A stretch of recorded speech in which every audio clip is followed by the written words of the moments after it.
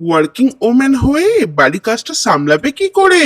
আপনি না আপনার বাড়ি ক্যালেন্ডারটা চেঞ্জ করুন, কারণ এটা 2025।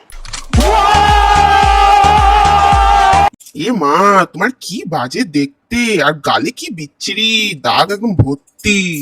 আপনি কিন্তু খুব ভালো দেখতে, কিন্তু আপনার নাকটা না অনেক ভোঁতা।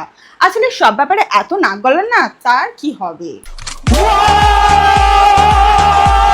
মেয়েটা বরকে বশীকরণ করে পুরো বউ পাগল করে রেখেছে।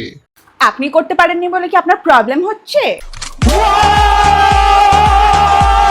এই তোর বিয়ের আগেও সারনেম প্রধান ছিল, বিয়ের পরেও প্রধান, লোকে কি বলবে? কেন? পূজা প্রধান।